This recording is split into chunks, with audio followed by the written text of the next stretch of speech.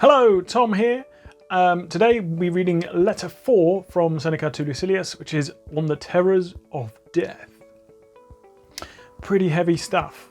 Or not, we're not sure yet. Let's get into it. Before you do though, make sure you click subscribe, and then you don't have to fear the terrors of death. On to the letter. On the terrors of death. Keep on as you have begun, and make all possible haste, so that you may have longer enjoyment of an improved mind, one that is at peace with itself.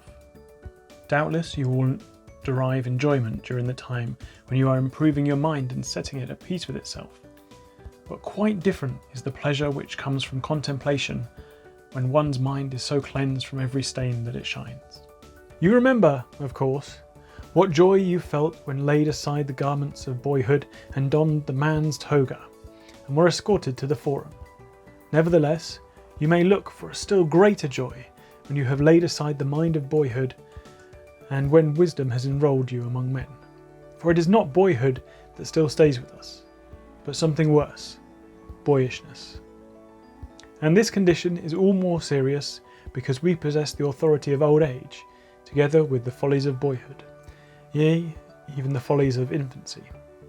Boys fear trifles, children fear shadows, we fear both. All you need to do is to advance. Thus you will understand that some things are less to be dreaded precisely because they inspire us with great fear. No evil is great which is the last evil of all.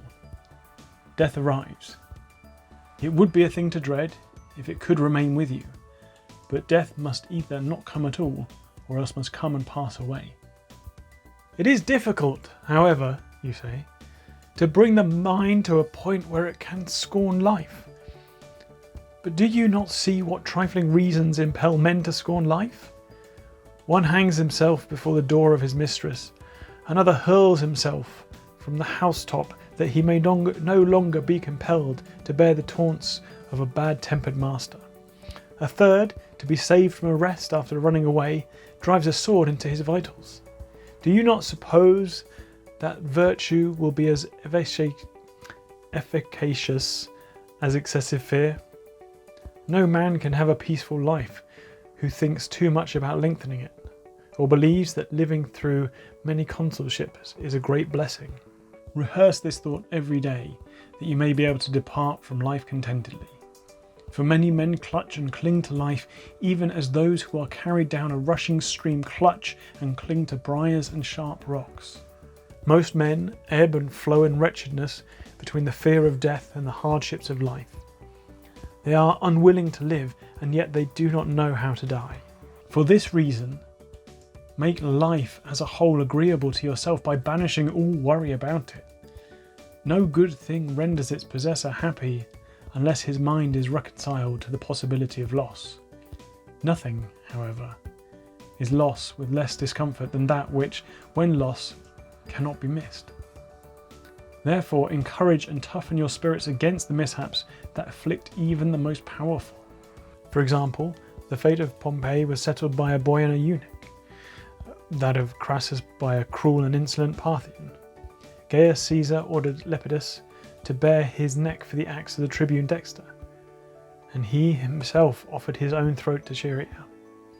No man has ever been so far advanced by fortune that she did not threaten him as greatly as she had previously indulged him.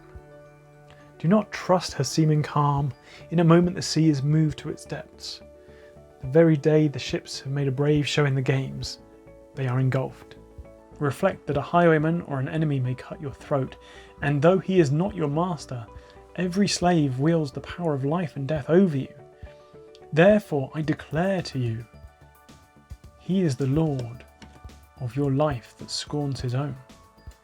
Think of those who have perished through plots in their own home, slain either openly or by guile. You will that just as many have been killed by angry slaves as by angry kings. What matter therefore how powerful he be whom you fear, when everyone possesses the power which inspires your fear? But, you will say, if you should chance to fall into the hands of the enemy, the conqueror will command that you be led away. Yes, whether you are already being led. Why do you not voluntarily deceive yourself and require to be told now for the first time what fate it is that you have long been labouring under? Take my word for it, since the day you were born, you are being led hither. We must ponder this thought, and the thoughts like nature. If we desire to be calm as we await that last hour, the fear of which makes us all previous hours uneasy. But I must end my letter. Let me share with you the saying which pleased me today. It too is culled from another man's garden. Poverty brought into conformity with the laws of nature is great wealth. Do you know what limits that law of nature ordains for us? Merely to avert hunger, thirst and cold. In order to banish hunger and thirst, it is not necessary for you to pay court at the doors of the purse-proud, or to submit the stern frown, or to the kindness that humiliates. Nor is it necessary for you to scour the seas or go campaigning. Nature's needs are easily provided and ready to hand. It is the superfluous things for which men sweat, the superfluous things that wear our togas threadbare, that force us to grow old in camp, that dash us upon foreign shores. That which is enough is already to our hands. He who has made a fair compact with poverty is rich. Farewell. Letter 4 on the terror of death. So to my mind, this is a bit of a weird one because in it he's kind of saying, at least my understanding of this, is he's saying the beautiful kind of thing about death is that either you don't have to worry about it because it's not there, and then when it finally does come, it comes and it goes because you're then dead. You only die once, and there's a brief moment in which you die, and then it's past.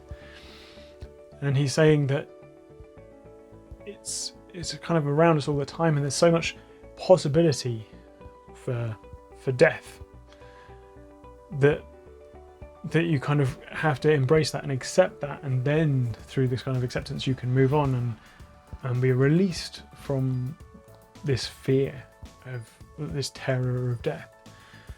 I think it's an interesting one, and I don't think it's particularly morbid, but it's quite a kind of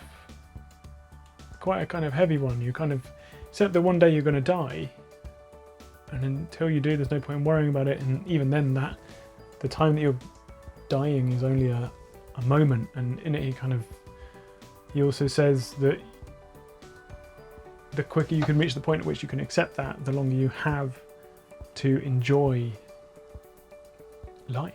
Good letter.